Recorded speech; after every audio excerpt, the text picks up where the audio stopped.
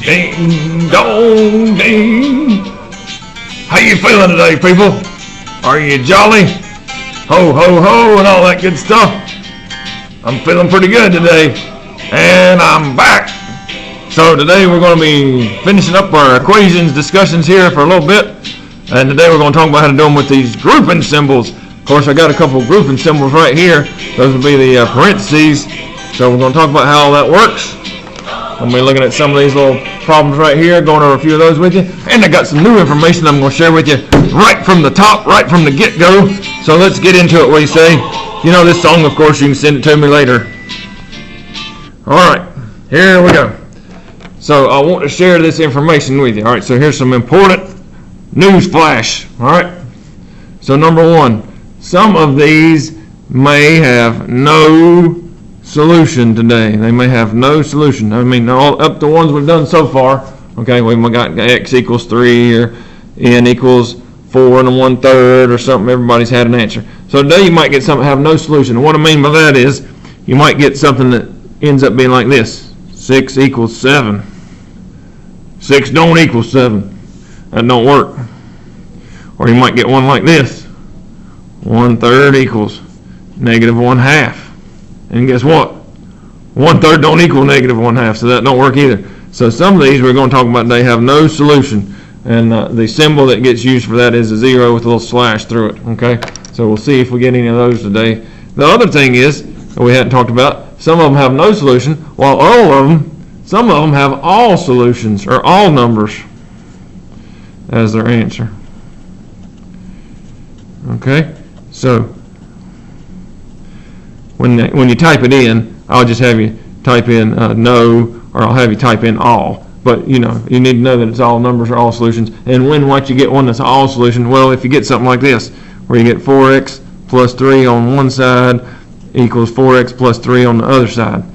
Or maybe it just ends up being 3 equals 3. Or 7x equals 7x. Alright, so if you get anything like that where you get the same thing on both sides of the equation, then that's going to be all solutions. Okay, if you get two things on either side that don't match up, that's a no.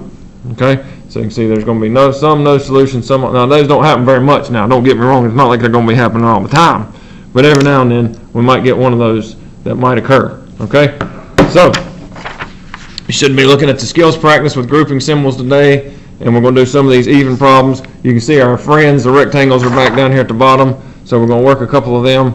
So let's start down here at problem number 4, all right, and we'll work that out and see what we can come up with. So in number 4 on your paper, we got 4 on the outside of a minus 2 equals 3a plus 4. All right, so I'm just going to remind you some little steps here, get you back in the flow of things. So the first thing I would do is I'd check out that subtract sign right there, okay, and I'm going to do additive inverse to that, okay. So I'm just going to write a little additive inverse up here. That's my little reminder, right? Can y'all see that all right? I'm going to hunker down on it a little bit closer. Maybe that's a little bit better. Okay. So I got additive inverse. So right there I'm going to do additive inverse to that. And there's not one over here. All right, my next step is distributive property. I'm going to draw my little arrows out. I'm going to do 4 times a and 4 times -2. 4 times a, of course, is 4a. 4 times -2 would be -8. Over here, 3 times a and 3 times 4 is 12. Okay, so now I've done my distributive property. 4 times a is 4a, 4 times -2 is -8, 3 times a is 3a, 3 times 4 is 12. Now we're back to where we were at the end of last week, so we got to slide all this stuff around and get the variables on one side and the constants on the other. Okay, so if it's me, I'm going to subtract that 3a and I'm going to subtract it over there. Of course, them 3a's right there are going to cancel out. 4a, take away 3a, leaves me with 1a. That means I've got to add and put the constant over there, so I've got to add 8 and add 8. Make sure you remember that you got to do the inverse operation. So to cancel out that negative, you got to do a positive. 12 plus 8 gives me 20. And of course, if you divide by 1, you're still going to get a equals 20. So there you go. if you want to check and see if it's right, we'll stick it back in up here real fast. So we'll put the 20 right there. What's 20 plus 4? That'd be 24. And then 3 times 24 would be 72. Over here, if I put the 20 in, 20 minus 2 is 18. And what's 4 times 18? That is also 72. So I got 72 there, and I got 72 there. So that means I've done it right. Okay? So that's how it works when you got the grouping symbols. Got to do some distributive property. Woo-hoo-hoo! All right, I think I'm gonna go down and do number 10. Let's do number 10. What do you say? All right, so if we look at number 10 on here, number 10 is that right there. We got the 7 and the 5, so we're gonna do that one. So I've got 7 on the outside of x minus 2 equals 5 on the outside of x plus 2. Okay, so we're going to do a little distributive property after we do additive inverse. Okay, so have we got additive inverse like we did up here? Have we got that down here? I sure do. I'm going to make that a plus negative. Don't have one over here, so I did additive inverse first. Alright, my next step is going to be the old distributive property. So 7 times x and 7 times negative 2. What's 7 times x? That would be 7x. What's 7 times negative 2? Negative 14. 5 times x and 5 times 2. What's 5 times x? 5x. What's 5 times 2? 10. Okay, so when I distribute again, 7 times x is 7x. 7 times negative 2 gave me negative 14 over there on the left. 5 times x is 5x. 5 times 2 is 10. Okay, same as we did earlier. We're going to shift some stuff around here and get everything moved around. So we're going to move the variables. I believe, again, I'm going to subtract 5x. I'm going to do minus 5x there, and minus 5x there. 5x minus 5x, of course, 0 pair. They're gone. 7x minus 5x is 2x. Now, it means I got to move my constants over here. So I've got to add 14, and I've got to add 14. 14 and negative 14 right there make a 0 pair. What's 10 plus 14? 20 and 4. So now I got 2x equals 24. Okay? Last step, of course, is divide by 2. And 24 divided by 2 means x is 12. So we actually did get an answer for this one. If you want to check it, we'll put it right there. 12 plus 2 would be 14. And 5 times 14, 70, I believe that would be 70. Okay, if I put 14 over here, 70. So I got 70 on the left, and I got 70 on the right, so checkity check. That means that 12 is the right number. Okay, so far, in the two that we've done, number 4 had a single answer, a equals 20, and number 10 had a single answer, x equals 12. Okay? So let me do one more, and we'll talk about, hey, which one of these comes popping up? Is it going to be a no solution or an all solution? So let's see. Let's try. Let's go down a couple here. Which one we're going to go to? Maybe number 14. 14 looks good. All right, so let's do 14. That one looks good right there. Got the 9t minus 21. So let's do 14. What do you think? That's what I thought you'd say. Okay. 9t take away 21 equals 3 on the outside of t minus 7 plus 6t. Okay. Now, again, I'm going to do my same operation here. I'm going to look for some subtraction signs. All right, got a subtract sign there. Going to do a little additive inverse. Got a subtract sign there. Going to do a little additive inverse. Now, I am going to distribute the 3. 3 times t is 3t. 3 times negative 7 is negative 21 plus 6t. Just copied that down, okay? So 3 times t is 3t. 3 times negative 7 is negative 21. Over here on this side, I'm just going to bring this down. 9t plus negative 21. Just copying that down. Nothing to do over there really at the moment. Alright, so now I'm going to add my like terms together, my 3t and my 6t, and that of course is going to give me 9t plus negative 21.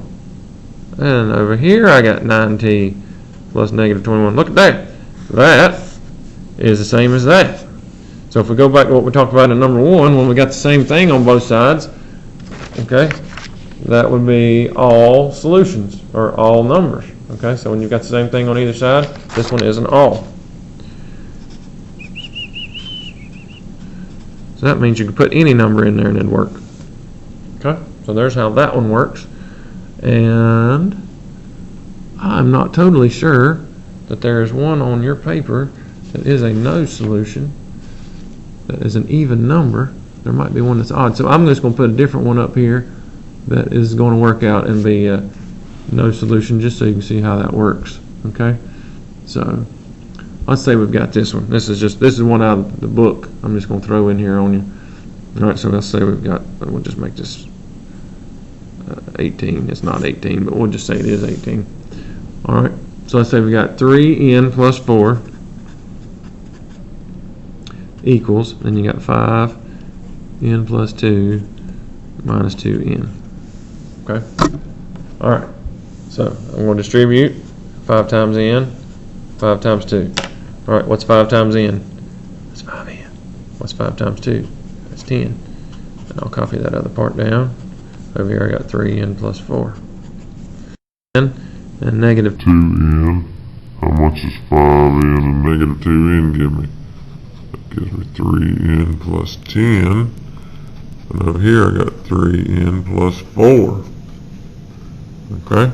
If I subtract the 3 n's from both sides, they cancel out. That's a 0 pair. That's a 0 pair. What I've got left is 4 equals 10. Guess what? 4 don't equal 10, son. So that there would be a no solution. You can't get anything that's going to work in this particular problem. Again, that would be the circle with the slash through it. Okay? So if you get ones that match up and you get the same thing on both sides, all solutions. You get something down here, it's crazy. Like, oh man, 4 equals 10 does not compute. That is a no. That does not work.